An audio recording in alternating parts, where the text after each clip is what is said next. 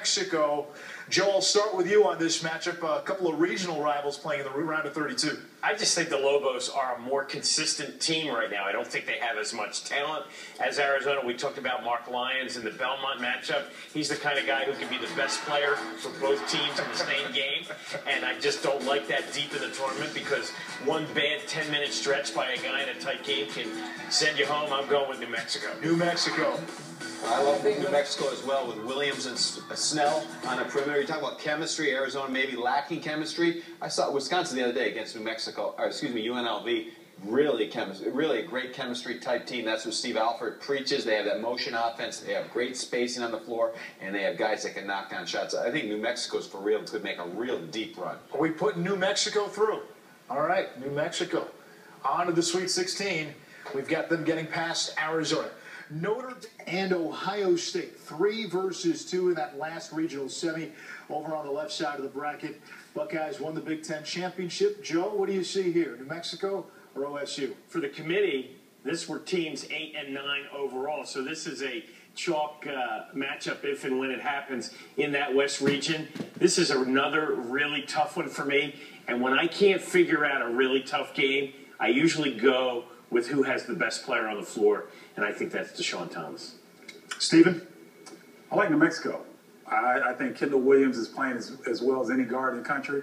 I think Alex Kirk gives New Mexico a piece, a big inside that can score, can move away. But Tony Snell is going to have a coming-out party against Ohio State. New Mexico in this one. I'm writing that down. Coming-out party. I think Tony Snell will even come out even before that. That's how much I like New Mexico. I think New Mexico is on a hot roll here. They've proven it all season long. And they played in a conference. You say usually the Mountain West is very good. Well, this year was beyond that. It had five bids. And you talk about the competition they had, even though we know that Big Ten was by far the best, but I think New Mexico's offensive firepower is far better than Ohio State. They're going to beat Ohio State. I agree. I'm just not sold on Ohio State and Aaron Kraft being able to do that again, what he just did. They won the Big Ten championship, and I'm still saying deep down inside, I still think they're a one-trick pony with Deshaun Thomas scoring the basketball. They have all the intangibles you want. Coaching, toughness, sharing the basketball, and a willing team committed to defending and trying to take good shots. But I'm just not sold on Ohio State's offense, though we just see them win the conference championship. Any issue with New Mexico? I'm at New Mexico. All right, New Mexico it is. So you guys still have all your timeouts except for Joe Lenore. I'm Andy Reid. I'm Philly. I was out of timeouts the first half. I might go back to that do the timeout. I don't know. So we knocked out a couple of 2 seeds here, Louisville, Michigan State, Gonzaga, and New Mexico. Dino, your thoughts on just the Elite 8 we have on the left side? Gonzaga and New Mexico, a couple of mid-major teams. I shouldn't call them mid-major teams. High-major teams that play in mid-major conferences.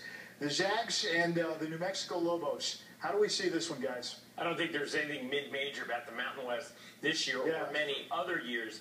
And I think this is a very difficult matchup to forecast. But I do think Kelly Olynyk is a difference in this matchup. I think he's just a little bit too skilled in the front court for New Mexico. When Gonzaga got beat at home, they got beat by Illinois, and Brandon Paul went off.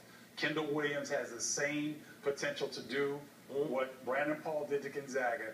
Kendall Williams, Tony Snell will be huge in this game. I like New Mexico. New Mexico, Tim? I like New Mexico as well because of the guards. I think they have a big advantage at the guard spot. Size, ability to go get baskets when they need to. I think Gonzaga is going to have problems controlling the guard spot. I like New Mexico. I've been saying it loud, saying it proud. I do not like the guards of Gonzaga. I think they're small. When you talk about big guards, I'm all over that. I'm comfortable with New Mexico dropping numbers at the guard spot. That's 3 out of 5 right there. So New Mexico moves on to take on Louisville in Atlanta. Louisville and New Mexico. We had Louisville beating Michigan State, Gonzaga beating New Mexico. No, New Mexico beating Gonzaga. I'm sorry, New Mexico beating Gonzaga. Stephen, what do you make of this Final Four matchup? He loves them both. That's a tough one there. You know, I think the experience, I've played against Steve Alford. I think he's done a fantastic job. But Rick Pitino's been here. His teams are hungry. They know how to take it, step up to that. This is close to Atlanta, too. They're close to home. I like Atlanta. I like Louisville. All right, what about on the other side? We got 2 more teams to move into the national semifinals. Kansas, Louisville, New Mexico, and then Florida taking on Miami. Both schools from the Sunshine State. Let's start with that Louisville, New Mexico matchup. How does Louisville match up against this Lobo team, which finished the season with the second best RPI in the country? You know, I think Kirk can play in the high post area. I saw Louisville attack the Syracuse zone with two of their post players at the elbow position. I think Steve Alford in that situation can kind of do the same thing with Kirk, bring him up in the high post situation and be competitive, but I still like Louisville. Yeah, no question about it. You know, Louisville plays their zone a little bit differently than Syracuse, a lot differently, actually. When the ball does go into the middle of the floor, they match everywhere on the floor. So if they put two guys into the high post area, Louisville will bring a backside forward up and just play man-to-man. They really try to confuse you. They scheme and switch their zone from game to game, and it's a really, really tough thing to play against. And sometimes at the end of the shot clock, they'll go total man's, total switch, and then the pressure, the traps. New Mexico hasn't seen anything like that all season long. What could New Mexico do, Dino, which could give Louisville trouble? I just don't think they can score enough. Williams just have to play really, really well. They have to shoot threes. Threes are the great equalizer in the game. But I just don't see it. Like Bobby Valvano, one of our colleagues, says he does radio for Louisville. Within one possession, within the same defensive possession, they'll start zone and they'll morph into man-to-man. Teams that haven't seen that, the Big East has, the teams that haven't seen it, they start running their zone offense, all of a sudden they're man-to-man.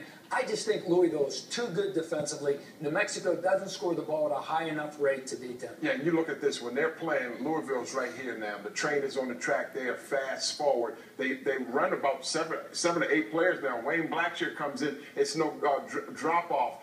They had Harold Harrell that we talked about. There's no drop-off. Gorgie Jang now is making shots to complement the shot-blocking prowess that they have. I think New Mexico is going to represent themselves very well, but I think that Louisville has enough quickness to aggravate and agitate them and get under I'm not a proponent of small guards, but they're quick enough to get under the legs of those jump shooters to aggravate them and keep them uncomfortable. I don't know what the best backcourt in America is right now. I don't know that, but I know this. Louisville has the quickest backcourt in America. Those guys are jets. They're really going to bother New Mexico. Yeah. Joe, last word before we pick. I just think that if anybody has a chance against Louisville in this tournament, it will be a team that has a week to prepare.